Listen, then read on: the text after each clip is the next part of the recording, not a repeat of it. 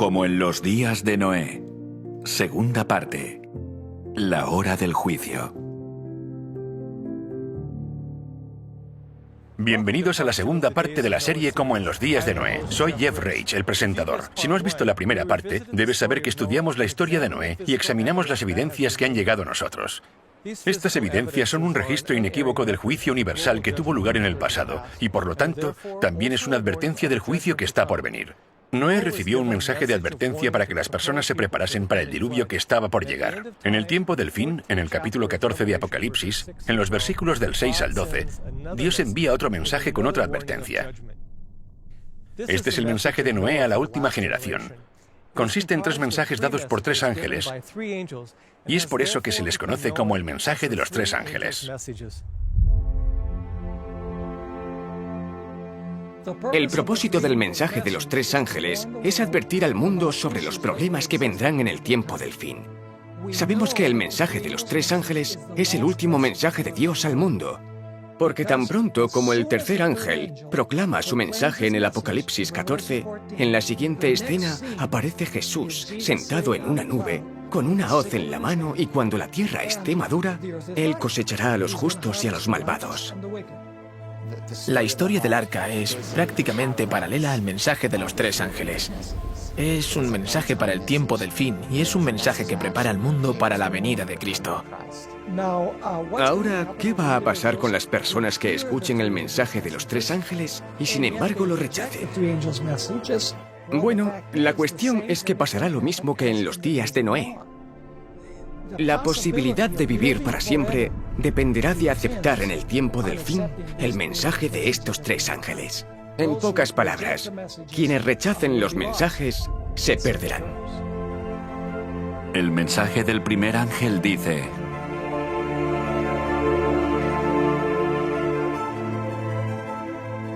vi volar por en medio del cielo a otro ángel, que tenía el Evangelio eterno para predicarlo a los moradores de la tierra, a toda nación, tribu, lengua y pueblo, diciendo a gran voz: temed a Dios y dadle gloria, porque la hora de su juicio ha llegado, y adorad a aquel que hizo el cielo y la tierra, el mar y las fuentes de las aguas. La hora de su juicio ha llegado. Este es el mensaje del ángel. La hora de su juicio ha llegado. Y sabemos que este juicio tiene lugar antes de la segunda venida, porque una vez más, cuando lees el contexto del capítulo 14 de Apocalipsis, la hora de su juicio ha llegado. Está en el versículo 7, y al final de este capítulo se encuentra la cosecha y la venida del Hijo del Hombre. Así que la hora de su juicio es antes de que Jesús regrese. El juicio es lo que determina quiénes estarán listos para cuando Jesús regrese y quiénes no. Jesús se refirió al período de tiempo anterior al diluvio como los días de Noé, porque Noé predicaba un mensaje de advertencia sobre el juicio venidero. Aquellos días fueron un momento de juicio, porque era la última oportunidad para que la gente aceptara o rechazara el mensaje de advertencia antes del juicio al mundo mediante un diluvio. El mensaje de advertencia se da para preparar al mundo para el juicio. Y al final de los tiempos, el primer mensaje de los 3 ángeles proclama que la hora de su juicio ha llegado. Así como el mensaje de Noé fue la última advertencia antes del juicio al mundo mediante un diluvio, al final de los tiempos, el mensaje de los 3 ángeles dará un último mensaje de advertencia antes del juicio al mundo mediante el fuego. De hecho, vayamos en este momento al tiempo del fin. Estoy caminando a lo largo de una larga línea de tiempo que abarca la longitud de todo un campo de fútbol. La Biblia nos da la genealogía detallada desde los descendientes de Noé hasta la época de Cristo. Es por eso que sabemos que la inundación ocurrió hace 4.315 años, alrededor del año 2298 a.C. Noé comenzó a dar su mensaje de advertencia al mundo 120 años antes, alrededor del año 2418 a.C. Esto significa que en nuestra línea del tiempo, el juicio ocupa exactamente 3 metros. Aquí es donde Cristo fue crucificado.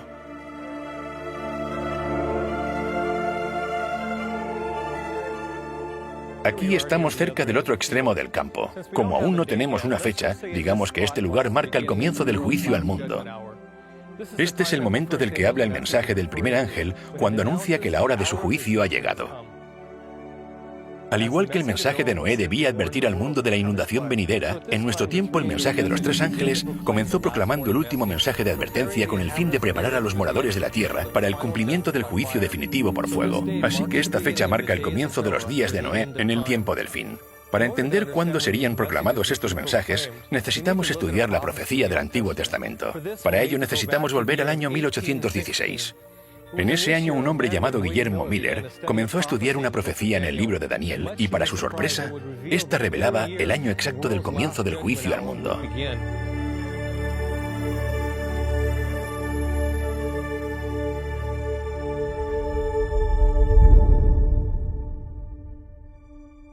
Qué agradable es, más allá de toda posible expresión, para un padre amoroso imaginar el futuro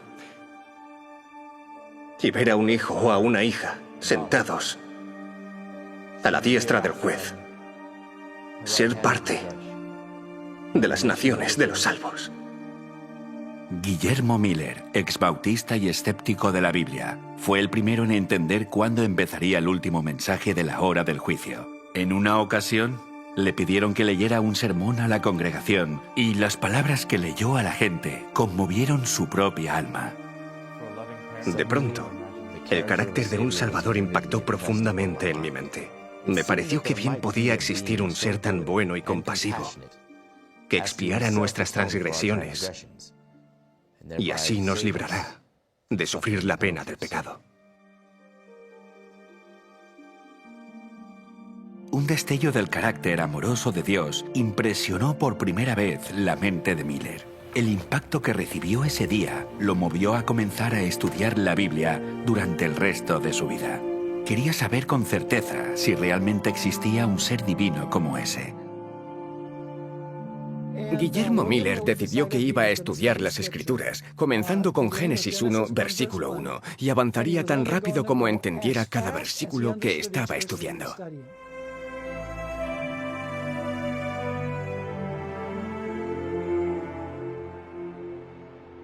Estudió sistemáticamente la Biblia día y noche con tan solo una concordancia. Quería saber por sí mismo lo que enseña la Biblia sin dejarse influenciar por los demás. Finalmente, encontró una profecía en el libro de Daniel que habla de la purificación del santuario. Un estudio diligente de esta profecía lo llevaría a descubrir el año exacto en el que comenzaría el juicio.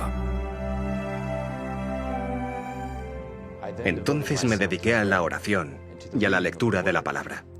Decidí dejar a un lado todos mis prejuicios, comparar en profundidad pasaje con pasaje y proseguir su estudio de forma regular y metódica.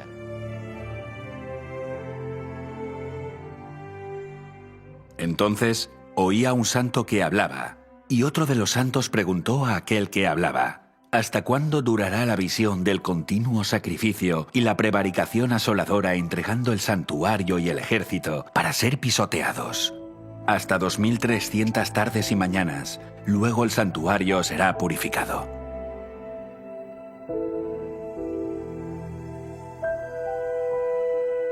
Miller no lo sabía en ese momento, pero esta profecía acerca de la purificación del santuario revelaría el año exacto en el que comenzaría el juicio final.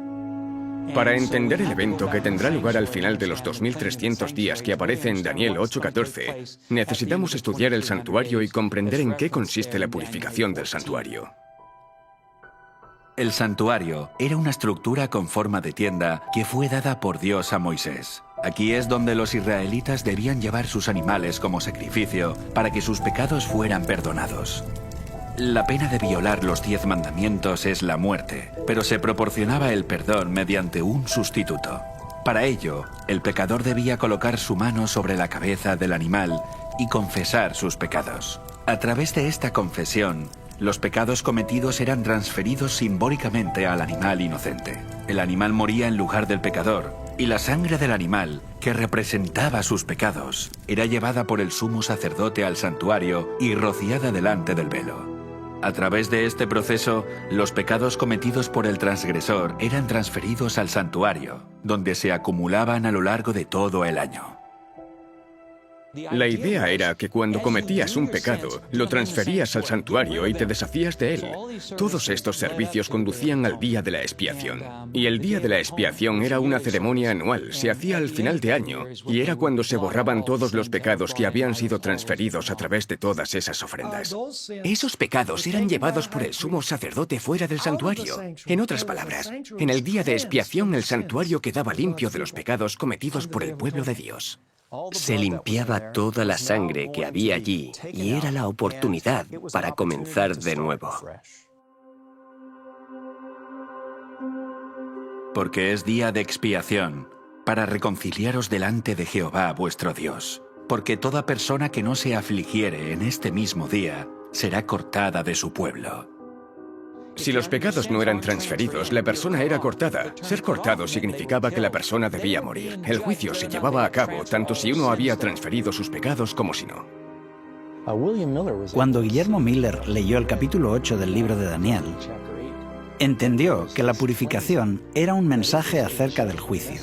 Si en el día de la expiación alguien no hubiera transferido todos sus pecados al santuario y el santuario era purificado, entonces tendrían que soportar la pena de su propio pecado, que era la muerte. Y esto es lo que significaba el término cortar.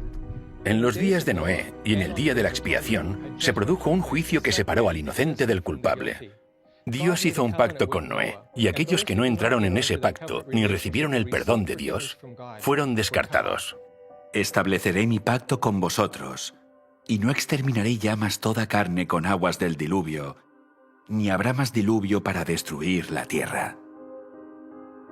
Así que el día de la expiación sería equivalente al mensaje de la hora del juicio que Noé predicó en su día.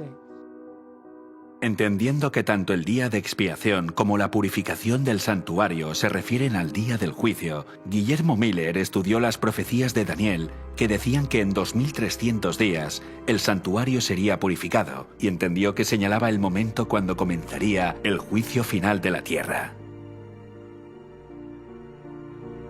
Guillermo Miller se dio cuenta de esta relación y concluyó que el mensaje del primer ángel, que decía que la hora de su juicio había llegado, comenzaría cuando el santuario estuviera limpio al final de la profecía de los 2300 días que escribió Daniel. Los 2300 días. 2300 días. Él miró esa profecía y, aceptando la interpretación generalizada de la época, entendió que la purificación del santuario de la que hablaba Daniel 8:14 representaba la purificación de la tierra por el fuego en la segunda venida. Cuando se dice que el santuario sería purificado, se creyó que la segunda venida de Cristo estaba unida al fin de los 2300 días. Puedo ver que debemos mirar a la hora probable de un final. Y como Dios no nos otorgaría una revelación inútil, consideré que nos conducía al momento en que podríamos esperar con confianza la venida del que es señalado entre 10.000 y todo el codiciable. Esta profecía del libro de Daniel significa mucho porque vivimos al final de los tiempos. Nos dice cuándo comenzará el juicio final. Cuando Guillermo Miller trató de calcular esta profecía, no sabía lo que estaba a punto de descubrir. Otros lo habían intentado antes, pero hasta ese momento la fecha para esta profecía había sido un misterio. Nadie sabía cuándo terminarían los 2300 días porque nadie sabía cuándo habían empezado.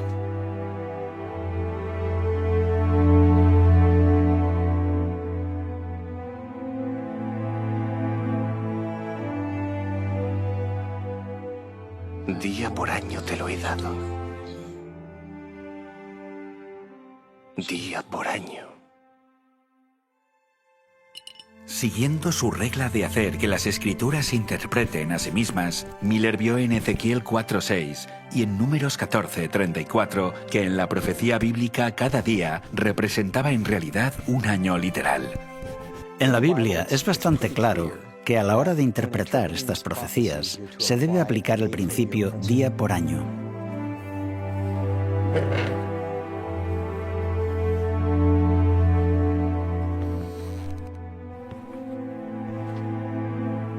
Entendiendo que la profecía de los 2300 días corresponde a un período de 2300 años literales, sabía que, independientemente de cuándo comenzara, se extendería mucho más allá de la época de Cristo y el santuario judío, que fue destruido en el 70 después de Cristo. Por este motivo, quedó impresionado con la importancia de esta profecía y anhelaba conocer su significado. Sabía cuánto duraría la profecía, pero no sabía su comienzo.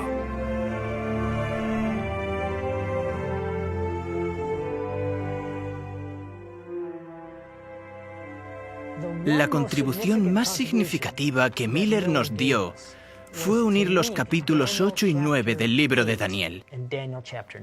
La ventaja es que Daniel capítulo 9 nos da el punto de partida.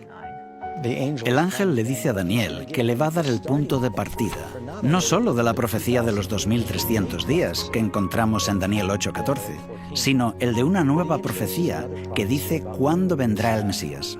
Entiende pues la orden y entiende la visión, que desde la salida de la orden para restaurar y edificar a Jerusalén hasta el Mesías príncipe habrá 7 semanas y 72 semanas. Serían 7 semanas más 62 semanas, que dan un total de 69 semanas hasta el Mesías príncipe. En esta profecía se dice cuál es el evento que marca el inicio del tiempo a calcular, desde la orden para restaurar y edificar Jerusalén.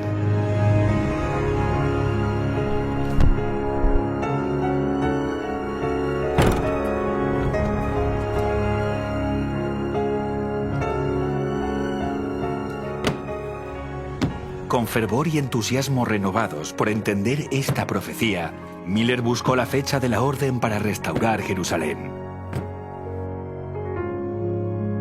Dedicó noches y días enteros al estudio de lo que entonces parecía ser de tanta importancia.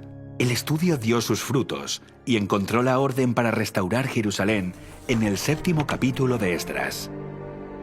Por mí es dada la orden que todo aquel en mi reino, del pueblo de Israel y de sus sacerdotes y levitas, que quiera ir contigo a Jerusalén, vaya. Fue dado por el rey Artajerjes I, y Esdras registra que fue en el 7º año del rey Artajerjes. Dios es tan bueno que cuando da una profecía importante en la Biblia, en la misma profecía nos da siempre alguna evidencia para que no haya dudas acerca de la fecha. De la misma forma, en el libro de Esdras nos dice en el mismo libro que el decreto es el punto de partida.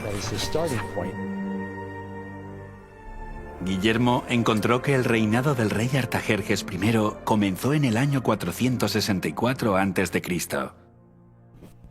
El 7º año de su reinado fue en el 457 a.C. Con esta fecha como punto de referencia, pudo calcular la profecía hasta el Mesías príncipe.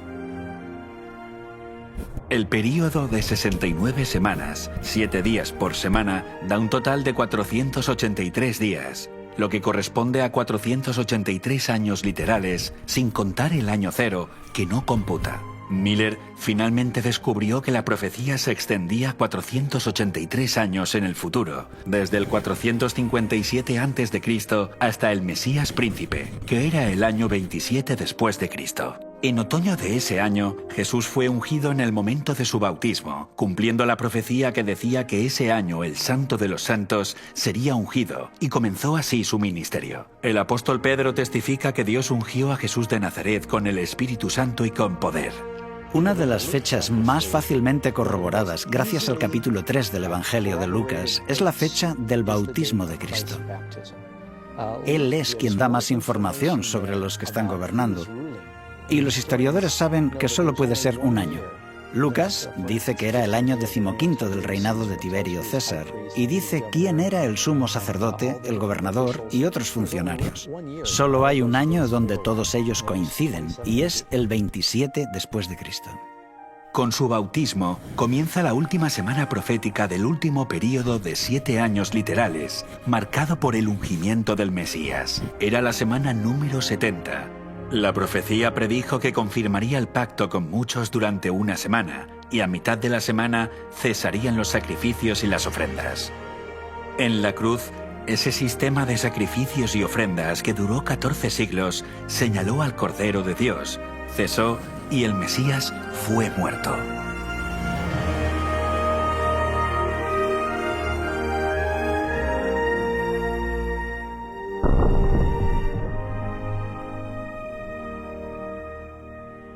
Yo soy judío cristiano, pero mi madre era judía. Sé que hay un par de libros en la Biblia que los judíos ortodoxos prohíben estudiar a sus fieles.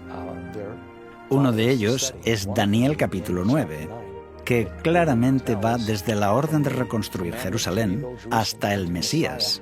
Y ellos saben que las fechas coinciden. Cuando aplicas el principio de día por año, coincide a la perfección con Jesús. Para ellos es un gran problema que los judíos estudien esto y lo descubran y acepten a Jesús como Mesías.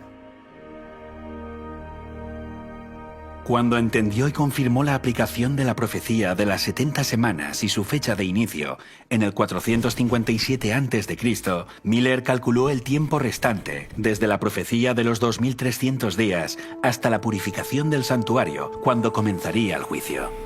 Y conforme seguimos la línea de tiempo de la profecía desde sus comienzos y avanzamos en el tiempo con la profecía de los 2300 días, encontramos que se llega al año 1844.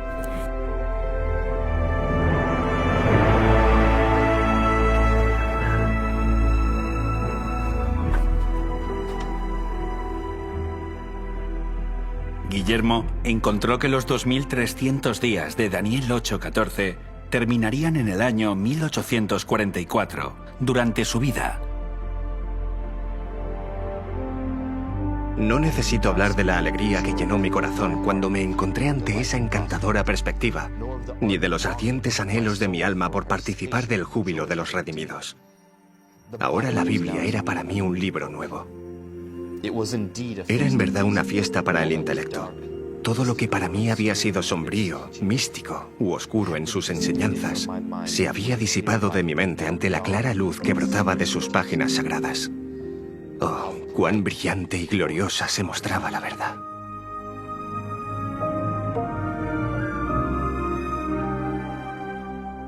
A pesar de sus conclusiones, Miller dudó en presentarlas por temor a equivocarse y confundir a otros.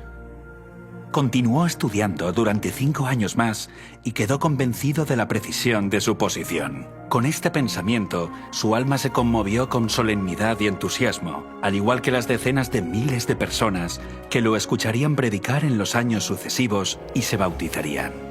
Conocemos la historia de Guillermo Miller, pero él no fue el único, y América del Norte no fue el único lugar. Hubo otros que llegaron a conclusiones similares. Joseph Wolf, que era un judío convertido al cristianismo. Edward Irving, quien fue un predicador elocuente en Inglaterra en aquella época y que proclamaba la pronta venida de Cristo, usó muchos de estos mismos argumentos. También durante el mismo periodo en Inglaterra estaba Robert Winter. Manuel de la Cunza fue un sacerdote jesuita, pero escribió por entonces un libro acerca de la segunda venida de Cristo, donde decía que sucedería en aquella época utilizando los mismos razonamientos. Johann Bengel, en Alemania, era un pastor luterano. Tuvo ideas similares y predicó este mensaje por toda Alemania. En Nueva Inglaterra había teólogos de todas las denominaciones posibles que estaban trabajando con Miller en la proclamación de este mensaje. Había niños sin educación, no podían leer, no podían escribir. Pero no solo estaban hablando en nombre de Cristo y de la verdad bíblica o la verdad presente, sino que también cantaban himnos que ni siquiera conocían.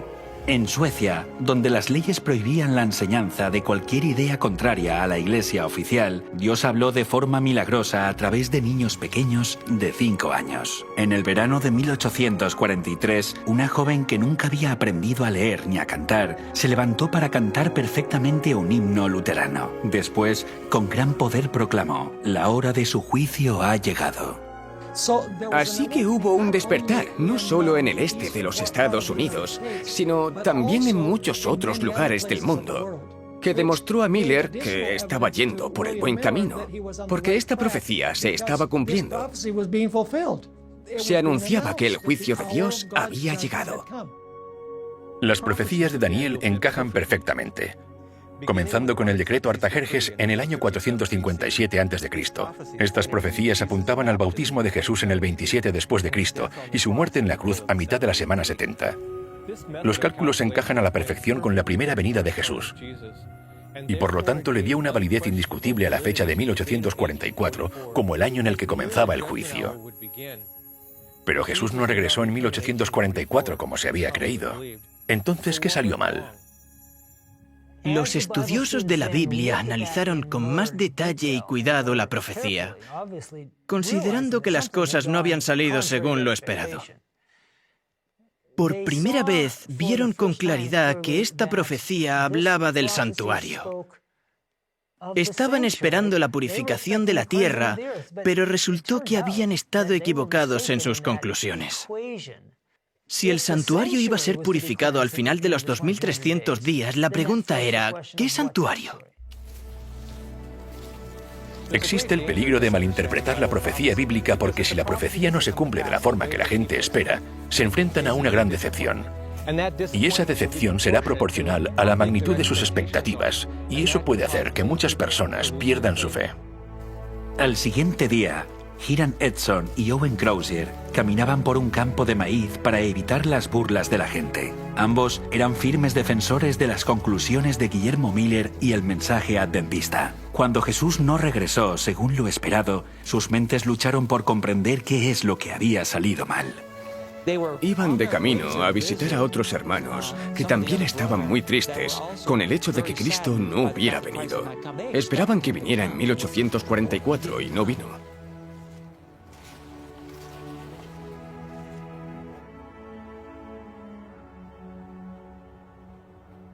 Oye, Hiram, ¿vienes? Al día siguiente de que Cristo no viniera, Hiram Edson fue inspirado y llegó a entender la clave que desvelaría el misterio de su decepción y les mostraría una nueva revelación sobre el santuario. Está en Hebreos. ¡Está en Hebreos! ¡Está en Hebreos!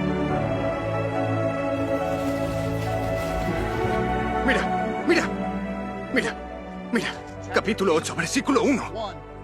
Tenemos tal sumo sacerdote, el cual se sentó a la diestra del trono de la majestad en los cielos, ministro del santuario y de aquel verdadero tabernáculo que levantó el Señor, y no el hombre. ¿Lo ves? El santuario está en el cielo. Se emocionaron y dijeron, no nos equivocamos en la fecha, nos equivocamos en el evento. La purificación del santuario no es en la tierra, sino en el santuario celestial. La palabra santuario nunca se usa para referirse a la tierra. Pero les confundió la forma con la que comúnmente se entendía. Entonces, ¿qué santuario es el que hay que purificar? Eso hizo que su atención se centrara en los libros de Hebreos y Apocalipsis, donde se habla del santuario celestial. De hecho, la Biblia es muy clara, y hay un santuario celestial, y ellos no se dieron cuenta de eso. En realidad, el santuario era un modelo a escala de lo que Dios mostró a Moisés en el monte. En otras palabras, es una miniatura del verdadero santuario en el cielo. Todo lo que se hacía en el santuario terrenal apuntaba a todo aquello que tendría lugar en el santuario celestial. Pero estando ya presente Cristo, sumo sacerdote de los bienes venideros, por el más amplio y más perfecto tabernáculo, no hecho de manos, es decir, no de esta creación, y no por sangre de machos cabríos ni de becerros, sino por su propia sangre, entró una vez para siempre en el lugar santísimo, habiendo obtenido eterna rendición. Después de la resurrección, Jesús ascendió al cielo, al lugar santo, que es la primera habitación del santuario celestial. Igual que los sacerdotes del Antiguo Testamento entraban en el lugar santo todos los días para interceder por los pecados de Israel, Jesús entró en el lugar santo del santuario celestial para interceder por los que creen en él.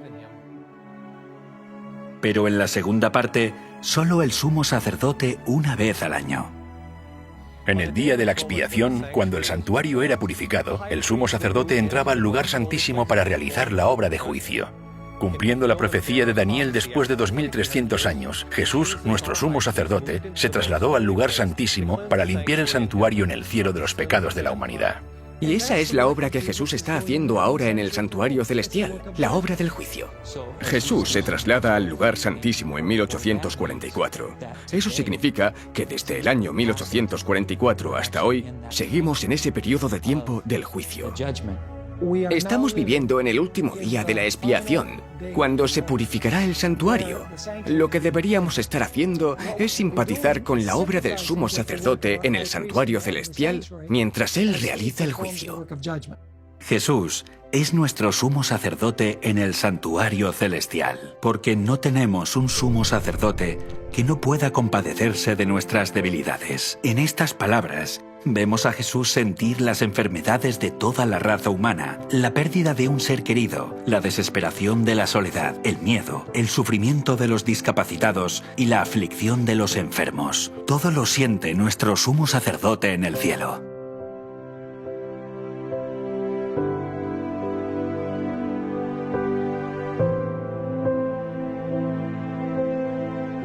Cristo siente las aflicciones de toda persona que sufre. Cuando la fiebre consume la corriente vital, Él siente la agonía.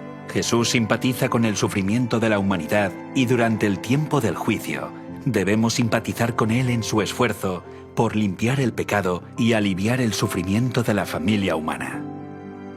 Porque al hacerlo, aliviamos el sufrimiento de Jesús que dijo: «De cierto os digo, que en cuanto a lo que hicisteis a uno de estos mis hermanos más pequeños, a mí me lo hicisteis».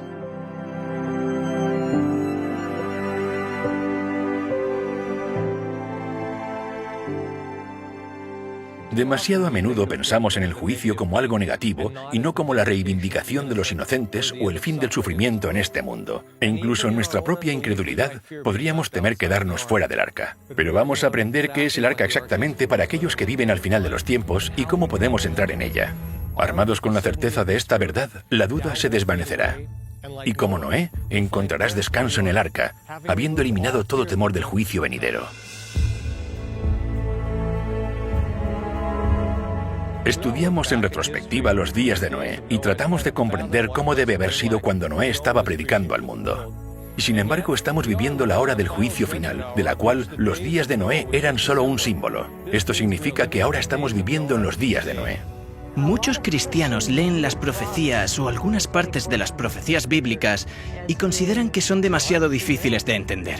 Sería un desastre si nosotros les damos la espalda, tal como lo fue para aquellos en los días de Noé. Todos deberíamos entender que la Biblia dice: «He aquí, yo vengo pronto, y mi galardón conmigo». Bueno, si el Señor recompensará a todos cuando venga, tendrá que haber una investigación antes de que Él venga. Y eso es de lo que trata esta sentencia previa a su venida, de que hay un tiempo de juicio. Y ahora estamos viviendo en ese tiempo.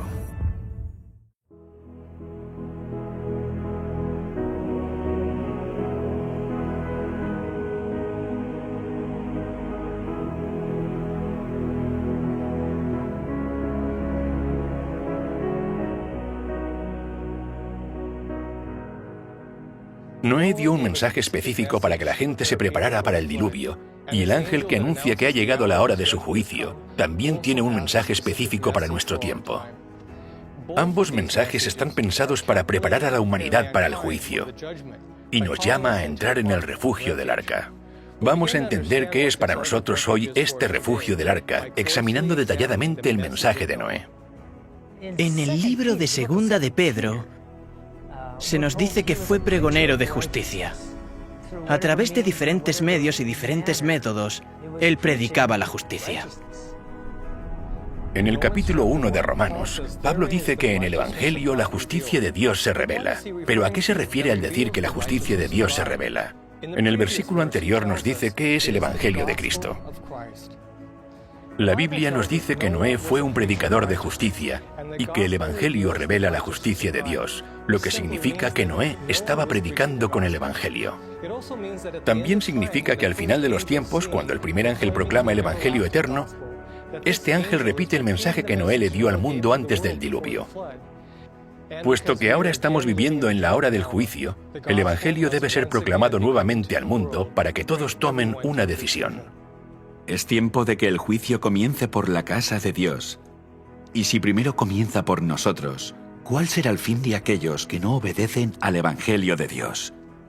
Pedro nos dice que el juicio vendrá sobre los creyentes y los no creyentes por igual, y que nuestra aceptación o rechazo del Evangelio determinará nuestro destino cuando el juicio finalmente se ejecute. El apóstol Pablo responde a su propia pregunta acerca de lo que sucederá a quienes rechacen el Evangelio. Cuando se manifieste el Señor Jesús desde el cielo con los ángeles de su poder en llama de fuego para dar retribución a los que no conocieron a Dios ni obedecen al Evangelio de nuestro Señor Jesucristo. En otras palabras, cuando se predica el Evangelio divide a los seres humanos en dos grupos, aquellos que lo aceptan y los que lo rechazan. Así que el mensaje de Noé fue un mensaje de juicio, porque cuando terminó de predicar su mensaje, ¿cuántos grupos había? Cuando terminó de predicar había dos grupos, los que estaban dentro y los que estaban fuera. Cuando se proclame el mensaje del juicio final, el mundo se dividirá en dos grupos. Así que la advertencia se repite otra vez para nosotros a día de hoy. El mensaje del Evangelio en los días de Noé era una llamada a entrar en el arca. Buscando la definición de la palabra arca, encontramos que también significa refugio. Así que el principio que está detrás del Evangelio predicado por Noé era una invitación a entrar en un lugar de refugio. ¿Cuál es el lugar de refugio para el pueblo de Dios hoy? Si buscamos la palabra arca en el diccionario de Oxford, se define como un barco o un santuario. Curiosamente, la palabra santuario también se define como lugar de refugio. Así que arca y santuario tienen el mismo objetivo. Es importante que entendamos esto porque Dios le dio al hombre un santuario para que fuera un lugar de refugio. No endurezcáis pues ahora vuestra cerviz como vuestros padres. Someteos a Jehová y venid a su santuario, el cual Él ha santificado para siempre. Y servid a Jehová como vuestro Dios, y el ardor de su ira se apartará de vosotros. El Evangelio eterno proclamado por el primer ángel es como el Evangelio que predicó Noé. Fue una llamada a entrar en el lugar de refugio. Cada componente del santuario nos enseña algo sobre el Evangelio eterno.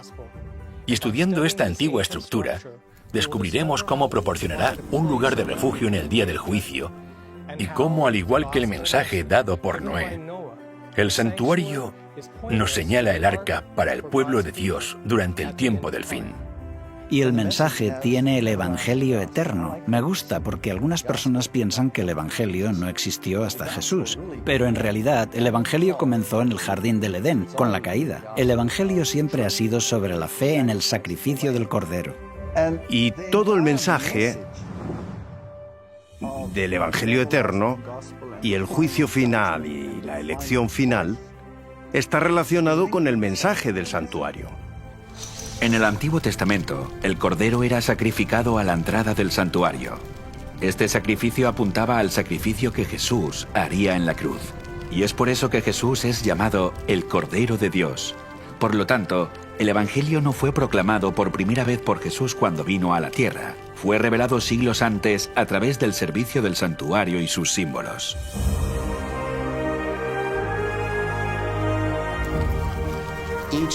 Cada elemento del santuario simboliza un aspecto del plan de salvación. Hay muchas verdades bíblicas reflejadas en estos símbolos tridimensionales. En realidad, todo el santuario es una alegoría del plan de la salvación. Es difícil comprender todo lo que significa el Evangelio sin entender su fundamento. Tenía el propósito de enseñar a Israel y enseñarnos también a nosotros, cuando estudiamos cómo Jesús salva paso a paso a los seres humanos de la maldición del pecado.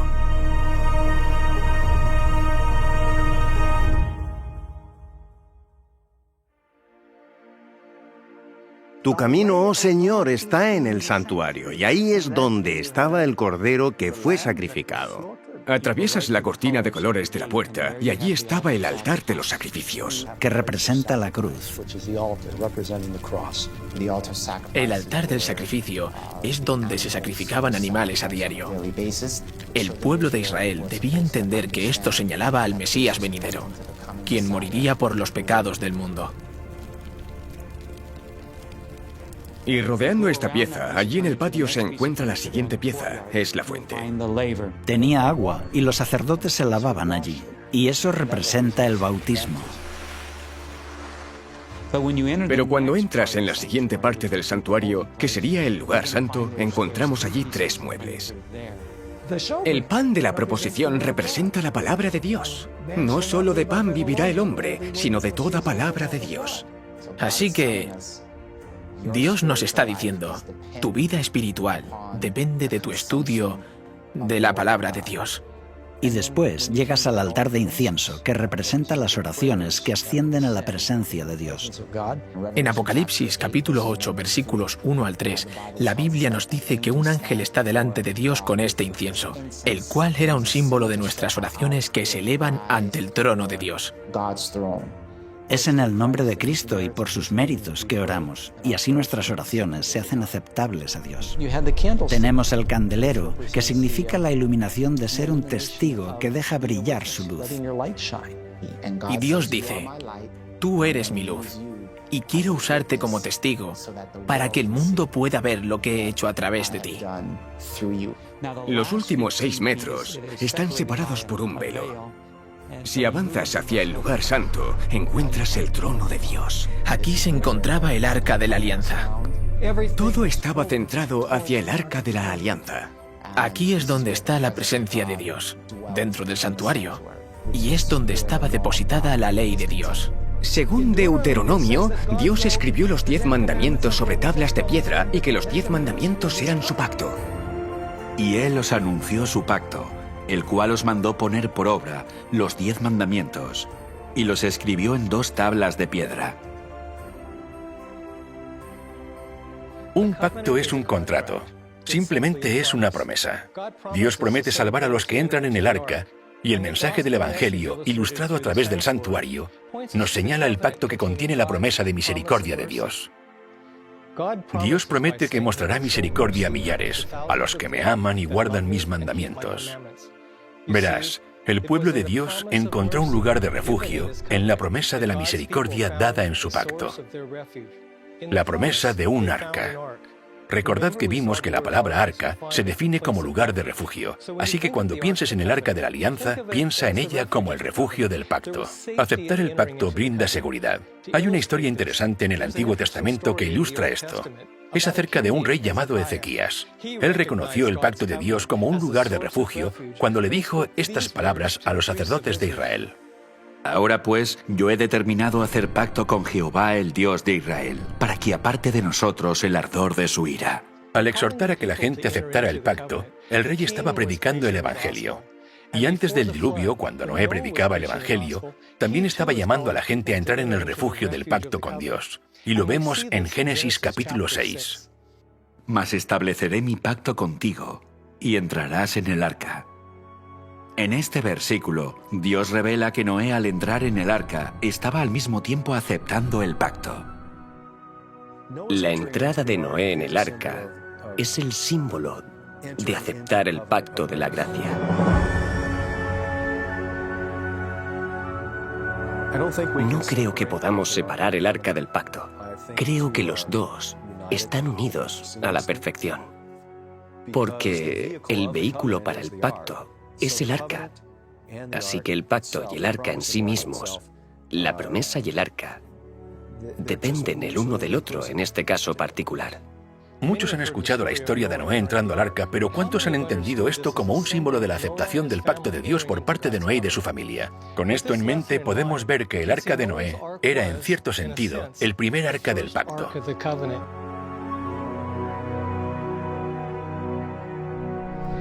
Por lo tanto, cuando vemos el mensaje del primer ángel del final de los tiempos proclamando el Evangelio eterno a los que moran en la tierra, podemos ver que es el mismo mensaje del que Noé se había hecho eco, que nos llama a entrar al arca o al refugio del pacto antes de la ejecución de la sentencia definitiva.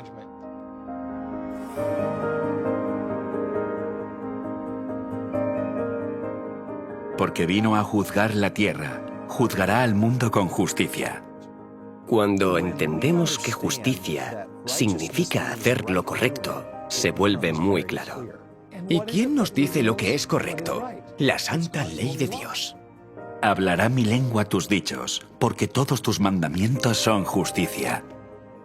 En otras palabras, la justicia está en armonía con la santa ley de Dios. Entonces, cuando Noé era un pregonero de justicia, Él predicaba la voluntad de Dios, que se encontraba reflejada en los mandamientos de la ley de Dios. Lo cierto es que esa ley es la ley del amor. Pablo nos dice que la ley es santa, justa y buena. Todos estos son atributos del carácter de Dios.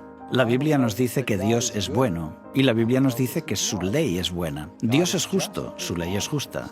Dios es santo, su ley es santa. Dios es eterno, su ley es eterna.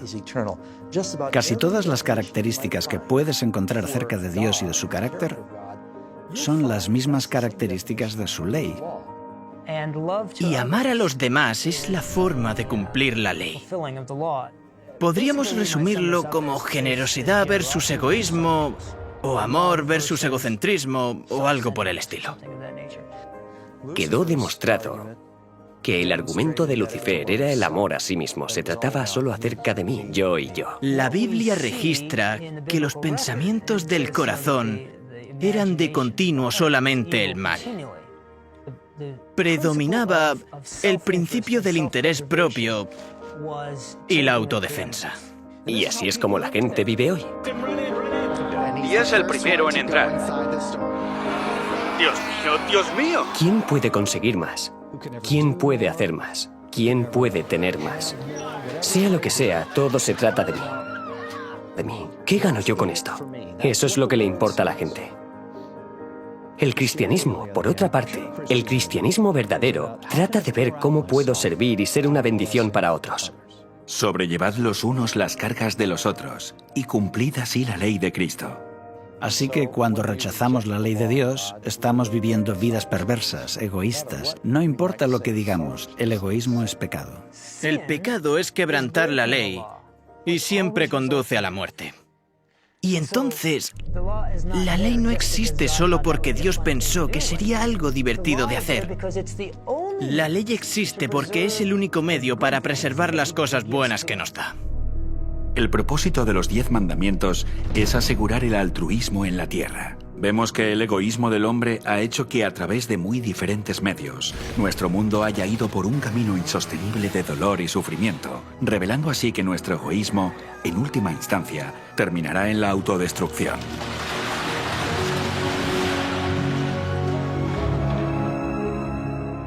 En un universo sin pecado, tiene que haber justicia y armonía.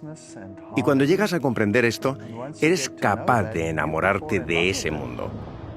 Porque imagina cómo sería un planeta donde las personas se cuiden unas a otras más de lo que se cuidan a sí mismas. El egoísmo, que es la base de toda miseria humana, sería algo del pasado. La obediencia a la ley de Dios estaba pensada para protegernos de todo esto. Al contemplar la perfección del altruismo de los 10 mandamientos, vemos nuestra verdadera condición. Y si entendemos el pecado, entenderemos nuestra necesidad de la misericordia de Dios. Y este es el propósito del mensaje del Evangelio: señalarnos que la ley de Dios no está para castigarnos, sino mostrarnos nuestra necesidad de entrar en el refugio de su misericordia. Dios eligió a Noé porque entendía que el ser humano dependía de Dios y la necesidad de incorporar la justicia de Dios en la vida humana. Por eso difundió el mensaje y advirtió a la humanidad que debía tomar una decisión.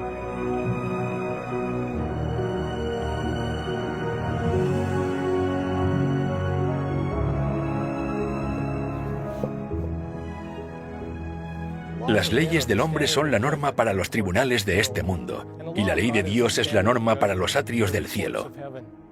La ley de Dios es una transcripción de su carácter abnegado.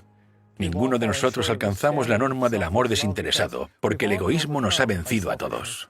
En su pacto, Dios hace 2 promesas primarias para restaurar el carácter del hombre, del egoísmo del pecado. Porque este es mi pacto con ellos cuando quite sus pecados. El propósito del juicio en los días de Noé y en nuestros días es limpiar la tierra del pecado sin destruirnos a nosotros, eliminando el registro de los pecados del hombre y restaurar en nosotros su carácter de amor desinteresado. Dios es capaz de destruir el pecado de la tierra y de dejar con vida a todos aquellos que han sido restaurados según su promesa. Y de esta manera, la promesa de la misericordia y la promesa de restauración es para todos aquellos que acepten el arca de refugio. Y el santuario ilustra cómo Dios cumplirá estas dos promesas en nosotros. Los 10 mandamientos apuntan a Jesús, quien dijo: «He guardado los mandamientos de mi Padre». Al ofrecer su vida perfecta como sustituto de los pecados del hombre, Jesús comenzó su viaje al dejar la presencia de Dios y su trono en el cielo para venir a la tierra a ofrecer su vida perfecta como sustituto de los pecados del hombre. El candelabro también nos dirige a Jesús, que dijo: «Soy la luz del mundo. El que me sigue no andará en tinieblas, sino que tendrá la luz de la vida». También el altar del incienso señala a Jesús, quien se convirtió en nuestro intercesor en la oración. Él dijo: «Yo soy el camino, la verdad y la vida. Nadie viene al Padre sino por mí». Jesús se convirtió en el pan de vida y dijo: «Yo soy el pan que descendió del cielo». Jesús se convirtió en el agua viva y en el Cordero de Dios que quita los pecados del mundo. A través del santuario vemos el camino de Jesús descendiendo desde el trono del cielo a la tierra para encontrarse con la humanidad en la cruz. Ahora entro por la puerta del santuario y llego a la cruz. Y por la fe entrego mi vida a Cristo. Cuando somos perdonados, somos liberados del castigo que merecemos por quebrantar la ley de Dios. El proceso por el cual Jesús dejó el trono del cielo, vino a la tierra y murió en nuestro lugar para recibir piedad, se llama justificación. Justificación significa cuando me arrepiento, confieso mi pecado y confío en la vida y en la muerte de Jesucristo, que vivió y murió en mi lugar. Si realmente soy sincero, Jesús toma su vida y su muerte y las coloca en mi cuenta, y es como si nunca hubiera pecado. El hecho de que Noé sacrificó un cordero después del diluvio no fue solo un signo de adoración, sino la señal de que pedía la redención de sus pecados y los pecados de su familia.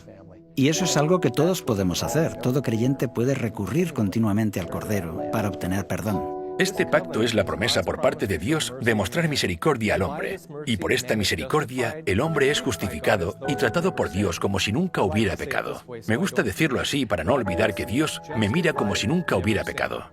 Sin embargo, ese es solo el comienzo de la vida cristiana. No se detiene aquí. Mucha gente quiere detenerse en la cruz. Pero tenemos que seguir adentrándonos en el santuario. Después de que el cristiano acepte a Jesús, recibe el bautismo, representado por la fuente. Este es un compromiso público que reconoce la muerte de la vieja naturaleza egoísta y es un compromiso con una nueva vida purificada en Cristo. El pan en el santuario representa el estudio de la Biblia, la palabra de Dios. Jesús dijo que no solo de pan vivirá el hombre, sino de toda palabra que sale de la boca de Dios. Al igual que dependemos del alimento para poder vivir, dependemos también de su palabra para la vida espiritual del alma. A través de Jesús, el cristiano es capaz de tener comunión directa con el Padre en oración. Al igual que el incienso del altar asciende delante del lugar santísimo, también nuestras oraciones se elevan hasta el cielo delante de Dios. El candelero representa la llamada del cristiano a predicar y compartir el Evangelio con el mundo, como Jesús ordenó cuando dijo: «Así alumbre vuestra luz delante de los hombres, para que vean vuestras buenas obras y glorifiquen a vuestro Padre que está en los cielos».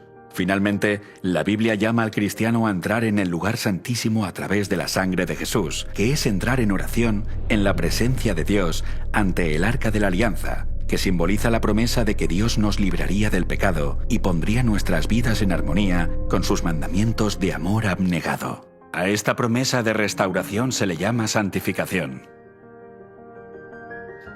La misión de Jesús al venir a la tierra no es solamente garantizar el perdón de nuestros pecados y dejar que el pecado siempre nos esté venciendo. En realidad, la salvación también incluye la restauración del carácter. Y esta es la segunda promesa de su pacto. Porque este es el pacto que haré con la casa de Israel después de aquellos días, dice el Señor. Pondré mis leyes en la mente de ellos y sobre su corazón las escribiré. Cristo renueva la mente y el corazón, y renueva en nosotros el deseo de hacer lo correcto. Pero no podemos hacer esto con nuestras propias fuerzas. Cuando el pecador se encuentra con el Cordero de Dios ante el altar del sacrificio, el esfuerzo humano se ve unido al poder divino. Jesús nos da el deseo, Jesús nos da el poder, y con nuestra cooperación voluntaria, comienza el trabajo de restaurar nuestro carácter.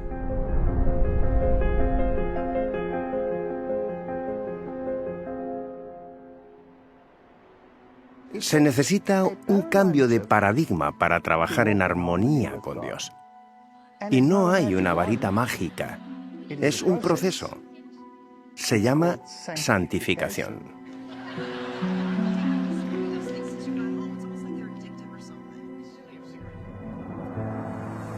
La santificación es el proceso por el cual Dios nos libra de nuestra iniquidad.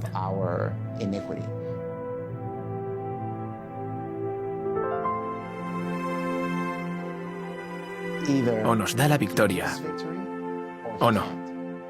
Y si Él tiene el poder, no hay nada que le impida darnos la victoria. Aquí en el santuario vemos representada la obra del Evangelio a través de la venida de Cristo desde el trono de los cielos a la cruz, para ofrecer al hombre misericordia y el perdón de sus pecados. Y al unir su poder divino con el hombre caído, vemos la restauración del carácter del hombre en el camino de la cruz al refugio del pacto. Estas son las dos promesas que muestran cómo Dios cumple su pacto para salvar al hombre del pecado. En lugar de estar escritos simplemente en tablas de piedra, Dios toma los 10 mandamientos y los escribe sobre las tablas del corazón para que nos recreemos en hacer la voluntad de Dios. Cuando Noé predicó la justicia, estaba predicando que la gente debía aceptar al Señor y que sus vidas debían cambiar. Sus vidas deben ser justas, porque no es solo cambia tu forma de pensar y sigue comportándote como hasta ahora. Cuando la Biblia dice que Noé era un predicador de justicia, era porque llamaba a que la vida de las personas fueran justas. Y este es un ejemplo de lo que Dios quiere de su pueblo en el tiempo del fin. Ahora estamos al final, viviendo la hora del juicio final, más de 4.300 años después. El mensaje del primer ángel, al igual que el mensaje de Noé, está proclamando el Evangelio eterno, llamando a todos los que escuchen que entren en el refugio del pacto. Mediante este pacto recibimos la promesa de misericordia por medio de Jesucristo y la promesa de la santificación a través de su poder, lo que significa que Dios nos concederá la capacidad para que nuestras vidas estén en armonía con sus mandamientos. En los días de Noé no bastaba con proclamar las promesas para que la gente se salvara. Para recibir las promesas, las personas necesitaban responder a la llamada del Evangelio entrando en el arca. Pero ¿cómo entramos en el arca del pacto de Dios al final de los tiempos? El camino hacia el pacto se revela en las 3 órdenes dadas en la última parte del mensaje del primer ángel. Temed a Dios y dadle gloria, porque la hora de su juicio ha llegado, y adorad a aquel que hizo el cielo y la tierra, el mar y las fuentes de las aguas. El primer mensaje de los mensajes de los 3 ángeles es temer a Dios. No es el temor de tener miedo, sino un temor reverente. En el Antiguo Testamento está frecuentemente vinculado a respetar los mandamientos de Dios. El fin de todo el discurso oído es este: teme a Dios y guarda sus mandamientos, porque esto es el todo del hombre. En esta declaración, Salomón habla de temer a Dios o reverenciar a Dios respetando sus mandamientos. Además, explica por qué esto es importante y dice que Dios traerá toda obra a juicio. De la misma forma, la razón por la que el primer ángel ordena temer a Dios y por lo tanto restaurar sus mandamientos es porque la hora de su juicio ha llegado. Así que dice, temed a Dios y dadle gloria. ¿Cómo glorificar a Dios? Dios dice, mas alábese en esto el que se hubiere de alabar, en entenderme y conocerme. La Biblia dice que así es como sabemos que amamos a Dios, cuando lo amamos y guardamos sus mandamientos porque no son una carga difícil. De hecho, en Primera de Juan afirma que el que dice, yo le conozco y no guarda sus mandamientos, el tal es mentiroso y la verdad no está en él. Así que cuando la ley está en el corazón, nos deleitamos haciendo su voluntad y la gente ve la diferencia en nuestras vidas.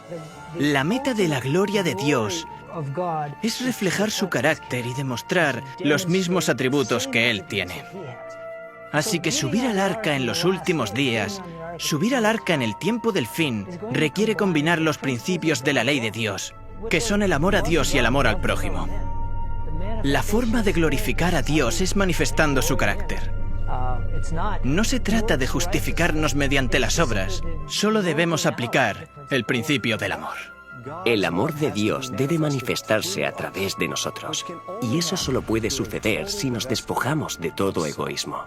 Y en lugar de estar motivados por el egoísmo y el amor a uno mismo, cuando nos enamoramos del Señor y estamos motivados por el amor a Él, por el amor a Dios, no podremos sino obedecer su ley.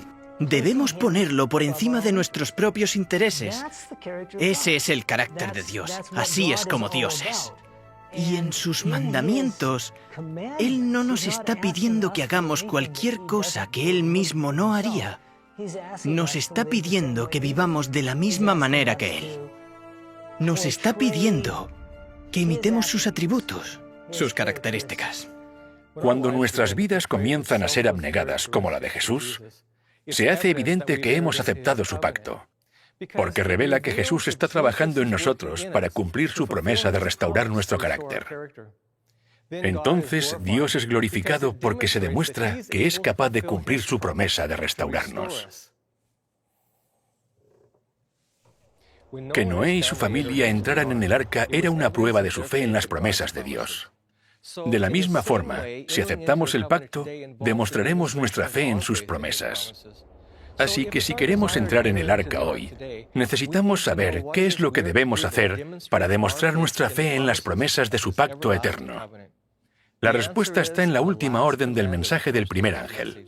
Este mensaje contiene la última llamada al mundo a adorar al Creador, y la forma en que adoramos a Dios es también una demostración de nuestra fe en las promesas de su pacto. Y adorad al que hizo los cielos y la tierra, y el mar y las fuentes de las aguas. El mensaje del primer ángel, en un sentido muy específico, llama a la gente a adorar al Creador.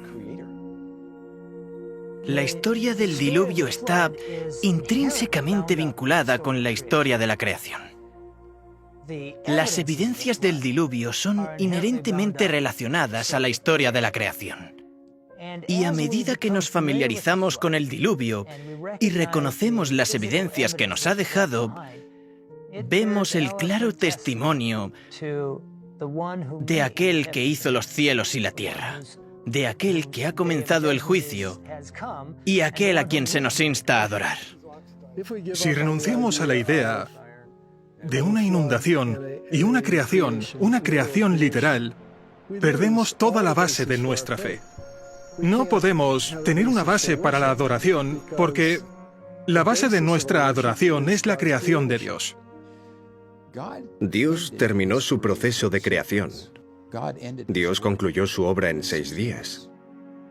Pero Él no se detuvo allí. Dios apartó el 7º día. Dios lo santificó. Ninguno de los otros días de la creación fueron apartados ni santificados. ¿Por qué?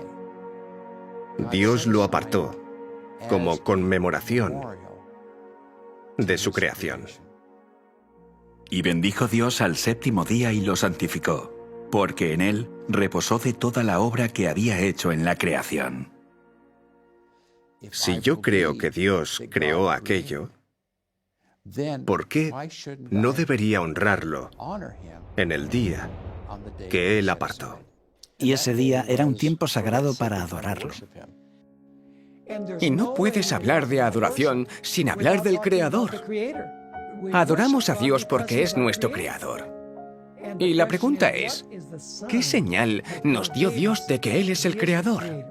Es el sábado. Guardarán pues el día de reposo el pueblo de Israel, celebrándolo por sus generaciones por pacto perpetuo, señales para siempre entre mí y los hijos de Israel, porque en 6 días hizo el Señor los cielos y la tierra, y en el 7º día cesó y reposó.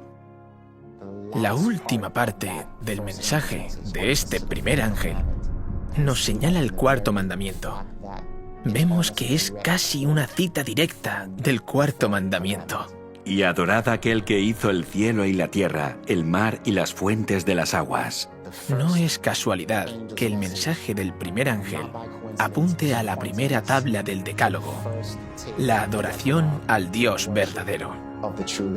Porque en 6 días hizo Jehová los cielos y la tierra, el mar y todas las cosas que en ellos hay, y reposó en el 7º día. Por tanto, Jehová bendijo el día de reposo y lo santificó. Así que vemos también que el mensaje del primer ángel hace referencia al mandamiento del sábado. Cada semana que guardamos el sábado, estamos anunciando al mundo que Dios es nuestro Creador y nuestro Redentor, que servimos al verdadero Dios. Así que adoramos a Dios porque Él es el creador y la señal del creador es el sábado. Así que la adoración, la creación y el sábado, todos ellos están relacionados.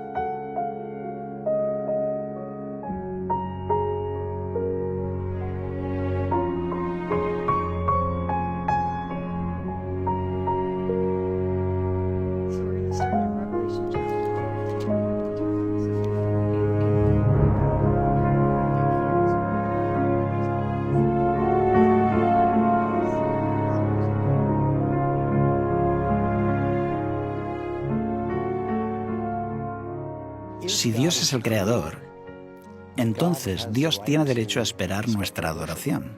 Él tiene el derecho de decirnos lo que está bien y lo que está mal, y la gente no quiere que Dios le diga que sus pecados son inapropiados o incorrectos, o que serán juzgados. Así que hay un continuo esfuerzo por parte del diablo y del mundo para eliminar a Dios del mapa. Me parece fascinante que todas estas cuestiones convergen precisamente en el punto donde termina la profecía de los 2300 días. Y esa fecha es el año 1844.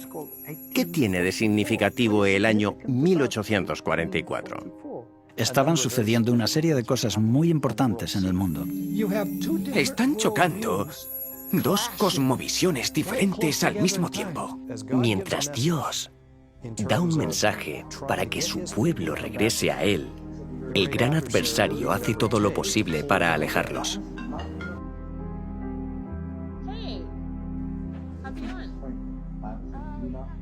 Y por eso no tengo dudas de que Satanás sabía que iba a haber un movimiento que surgiría al final de la profecía de los 2300 días que atraería la atención de las personas al Creador, al sábado, a la purificación del santuario, etc. Así que mientras la gente se preparaba para el inminente retorno de Jesucristo, hubo otras fuerzas en conflicto con este mensaje en particular. Y por eso creo que la era de la Ilustración fue el intento de Satanás para frenar eso e intentar evitar que ocurriera lo que decía la profecía. Indicaba que sucedería a principios del siglo XIX. El mensaje del primer ángel es un llamado enérgico a adorar al que hizo los cielos y la tierra, a reconocer que la hora del juicio de Dios se aproxima. La ciencia se alejaba de estas cosas. Se produjo un llamado mucho más formal y completo a abandonar el cristianismo con la introducción del concepto de evolución. El darwinismo se desarrolla en 1844 porque es cuando Darwin escribe su primer libro, El origen de las especies, y lo envía a diferentes colegas para debatir sobre él. No querían abordar ni aceptar el tema de la creación.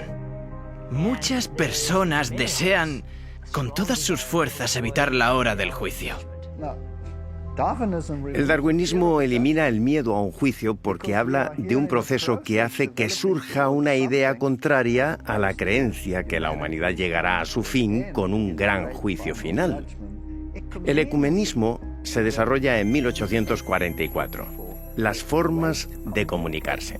El código Morse, la primera información que viaja a través de las líneas y las ondas aéreas del mundo, ocurre también en 1844. El comunismo surge en 1844. El espiritismo nace en 1844. El espiritismo también es parte de esto. Dice, mira, tomaremos la parte evolutiva, pero también tenemos otras cosas. Podemos hablar con los espíritus y ellos nos guiarán. Así que tenemos todas estas ideas contrapuestas. Tenemos estas dos versiones al mismo tiempo, ambas desarrollándose en torno al 1844. Un mensaje apunta al Creador. El otro mensaje, por otro lado, señala al adversario. Una idea, digamos, basada en el catastrofismo. La creación. La otra, basada en el uniformismo. Y todas estas cosas estaban convergiendo. Era el nacimiento de una nueva era. El mensaje de los tres ángeles es un llamado a reconocer a Dios. Y la humanidad dice, no necesito a Dios. Y si entendemos que en realidad Él no creó el mundo y que todo sucedió por accidente, entonces nos convertimos en el árbitro definitivo. Nos convertimos en Dios. El sábado y la Biblia refutan constantemente esa enseñanza. Y es por eso que está siendo atacada. Nos muestran que Dios creó al mundo y que debemos adorarlo. El mensaje del primer ángel dice: su juicio se aproxima. Deberíamos glorificarle en nuestra vida y debemos reconocerlo específicamente como el Creador. Es un mensaje de gran importancia en el siglo XIX, en el momento en que surgió. Al recordar que el sábado es una conmemoración de la creación, el mensaje del primer ángel muestra que confesamos que Dios es el creador. Pero el sábado significa mucho más que esto. El sábado identifica al autor del pacto. Y si creemos que Dios santificó el séptimo día, entonces el sábado se convierte en una señal de la capacidad de Dios para santificarnos. La llamada de Noé a encontrar refugio en el pacto de Dios comenzó a predicarse de nuevo en 1844, y en ese mismo año el relato del Génesis, la creación, fue atacado. Al proponer una historia falsa de nuestros orígenes, Satanás socavó la autoridad de Dios a través del día de reposo, el cual había sido dado para ser una señal de nuestra confianza en las promesas de su pacto. El sábado es algo que Dios santificó, y si Dios puede santificar un día, si puede santificar el tiempo, entonces tiene el poder de santificar y necesita santificarnos. Es por eso que le dijo al pueblo de Dios, tanto en Éxodo como Ezequiel, que el sábado es la señal de que Él es quien nos santifica. Yo soy Jehová que os santifico. Tú hablarás a los hijos de Israel diciendo: en verdad vosotros guardaréis mis días de reposo, porque es señal entre mí y vosotros por vuestras generaciones, para que sepáis que yo soy Jehová que os santifico. Así recordamos que Dios tiene el poder de crear, de recrearnos, y tiene el poder de santificar y santificarnos para hacernos santos. Debemos ser transformados en la imagen de Cristo, lo que nos remite de nuevo al sábado por el hecho de que vamos a ser recreados. Respetar el sábado no me hace santo. El sábado es una señal externa de una experiencia interna del reposo con Cristo. Así que conmemorar el sábado es una recreación del alma humana a la imagen de Cristo.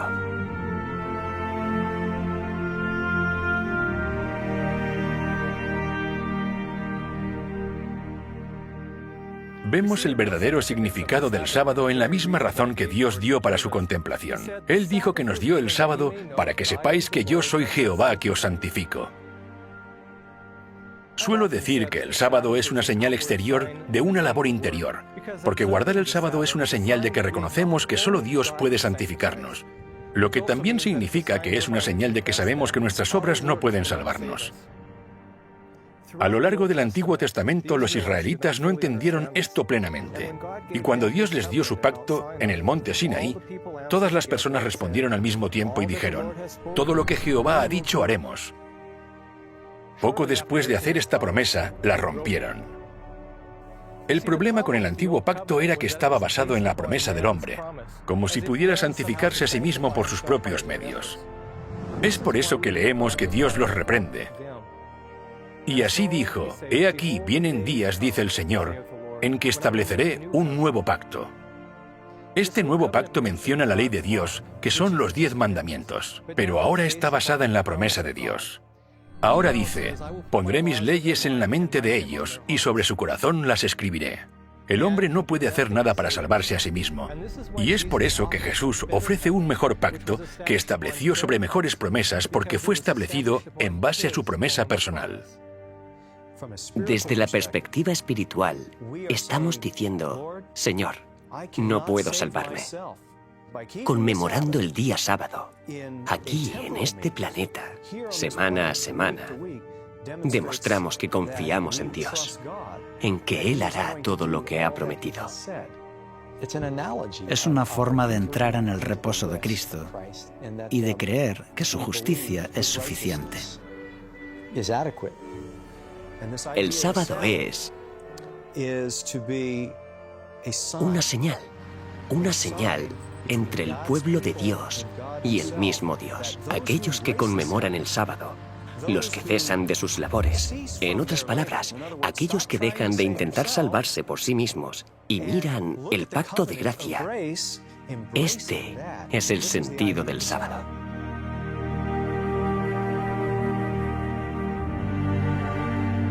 El pacto eterno tiene dos señales o símbolos, y uno de ellos es el sábado. Guardarán pues el día de reposo los hijos de Israel, celebrándolo por sus generaciones por pacto perpetuo. Señales para siempre entre mí y los hijos de Israel. El sábado fue una señal de un pacto perpetuo, y la palabra hebrea para perpetuo es la palabra eterno. Y el pacto eterno es el mismo pacto que Dios hizo con Noé.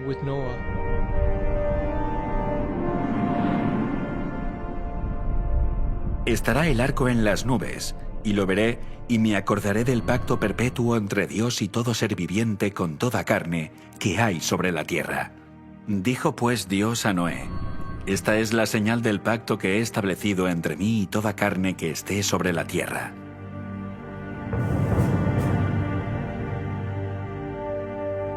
Estas dos señales del pacto eterno, el sábado y el arco iris, cada uno representa las dos promesas que Dios hace al hombre en este pacto. Se nos dio el arco iris como una señal del pacto eterno, y más específicamente, representaba la promesa de misericordia del pacto eterno. Esto se aclara más adelante en el libro de Isaías, donde Dios dice: Cuando juré que nunca más las aguas de Noé pasarían sobre la tierra, así he jurado que no me enojaré contra ti, ni te reñiré. Y la promesa dada a Noé concluye diciendo: No se apartará de ti mi misericordia, ni el pacto de mi paz se quebrantará, dijo Jehová, el que tiene misericordia de ti.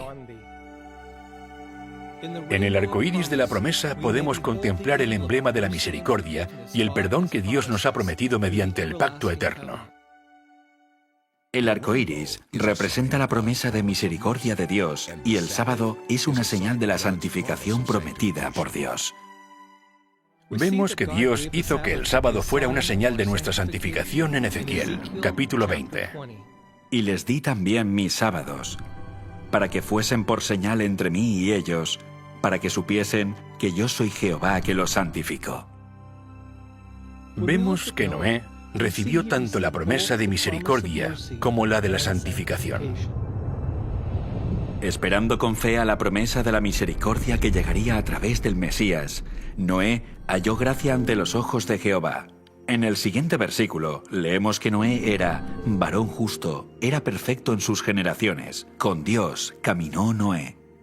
Conforme Noé caminaba con Dios, se parecía más a Dios y fue santificado según la promesa del pacto eterno. Os haga aptos en toda obra buena, para que hagáis su voluntad. Fue perdonado y santificado.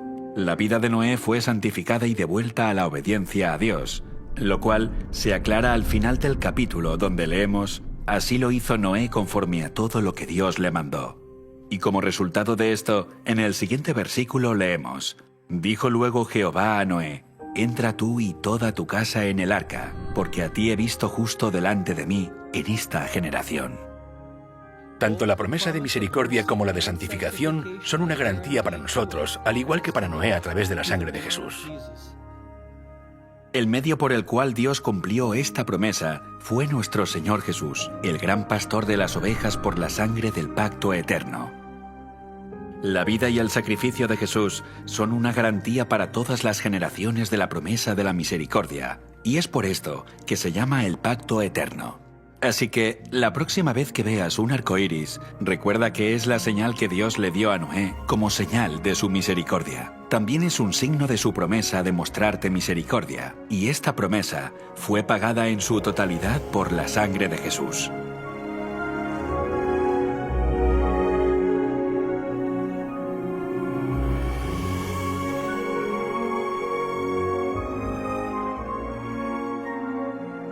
El sábado y el arco iris son hermosos emblemas del pacto eterno que Jesús desea hacer con nosotros.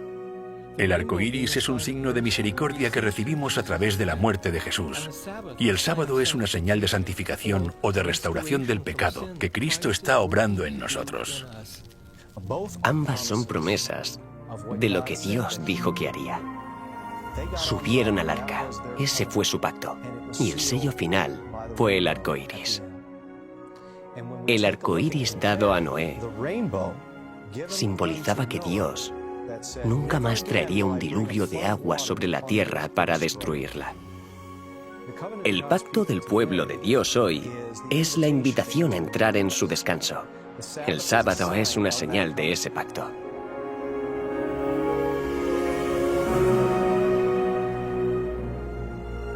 Desde el principio hasta el tiempo del fin, el pacto eterno ha sido el medio por el cual Dios salva al hombre.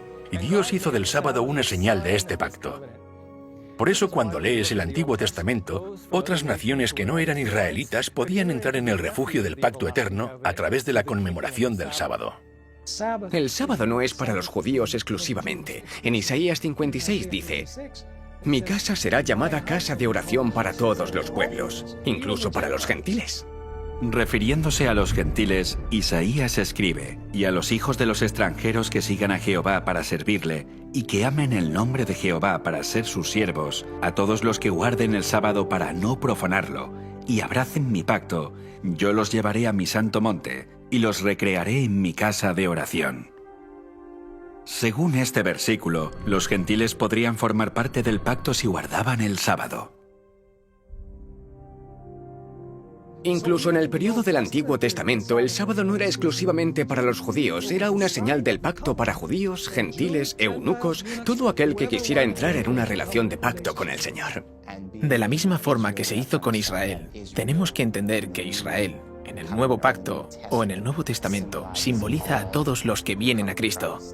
Y así es ahora, que todos los que lo deseen puedan entrar en el arca del pacto eterno a través de la observancia del sábado, una señal de nuestra fe y descanso en las promesas de Dios. En los días de Noé, todos los que entraron en el arca fueron salvados. La puerta estaba abierta. Cualquiera podía entrar, pero solo unos pocos confiaban en las promesas de Dios. Noé entró en el arca y encontró descanso en las promesas del pacto eterno. Y esta es una lección para nosotros hoy en día, ya que nos encontramos en el umbral de la eternidad, preparándonos para el juicio final de la tierra.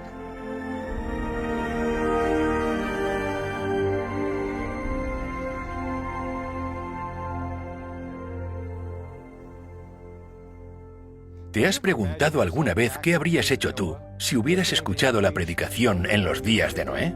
Bueno, piensa en esto. Ahora mismo estás exactamente en la misma situación. Más de 4.300 años después de la inundación, el mensaje del primer ángel una vez más proclama el Evangelio eterno predicado por Noé a toda nación, familia, lengua y pueblo.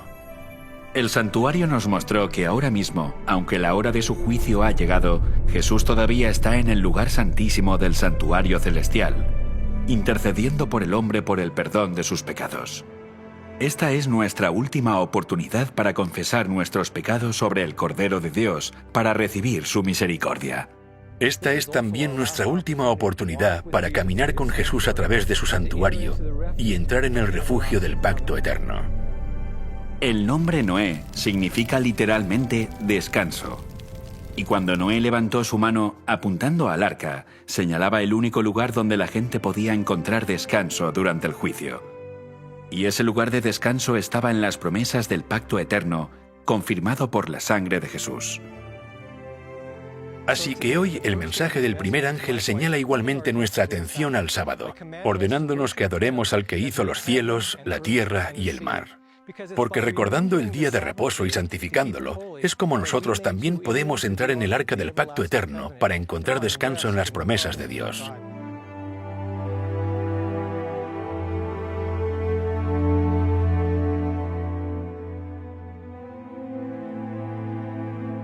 Porque en cierto lugar dijo así del séptimo día, y reposó Dios de todas sus obras en el séptimo día. Y otra vez aquí, no entrarán en mi reposo. Aquellos que lo abrazan y lo aceptan están realmente entrando en un pacto eterno. Y eso es lo que representa cada sábado que guardamos.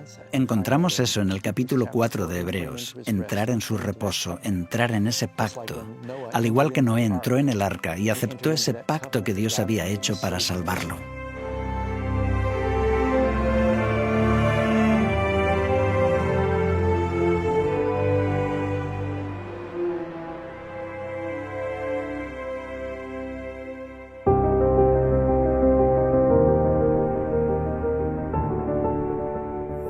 Mientras Noé estaba invitando a la gente a entrar en el refugio del arca y recibir así el pacto eterno de Dios, había muchas excusas para pensar que no necesitaban hacerlo. Estoy seguro que algunos dijeron que Dios no iba a juzgar a la gente.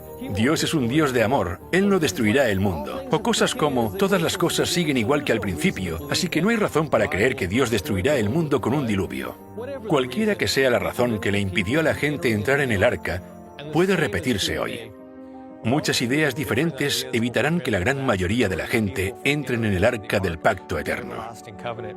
Sin embargo, muchas personas todavía están buscando a Dios con todos sus corazones. Pero para estas personas, Satanás ha preparado otro engaño, un pacto falso. En la Biblia, Dios nos advierte que el mundo entero abrazará este pacto falso. E incluso ahora, los verdaderos creyentes del gran cuerpo de Cristo han depositado su fe en esas promesas vacías. Para aquellos que realmente desean saber la verdad, Dios no permitirá que Satanás los engañe acerca de este asunto. Así que en su amor, Jesús envía otro ángel con otro mensaje, esta vez dirigido a su pueblo. Y este es el mensaje del segundo ángel. Mensaje de advertencia.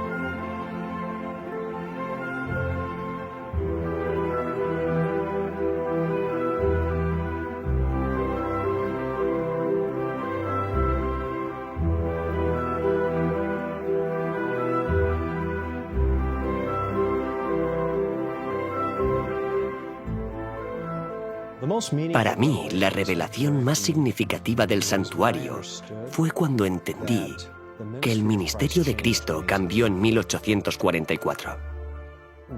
Cuando entendí esta verdad, que la idea del juicio hablaba de un Dios que quiso salvarme, que quiso prepararme para la traslación, me quedé perplejo, como nunca lo había hecho antes. Dios me está advirtiendo, mostrándome qué es lo que significa tener un carácter idóneo. Y lo podré hacer si me uno a Él.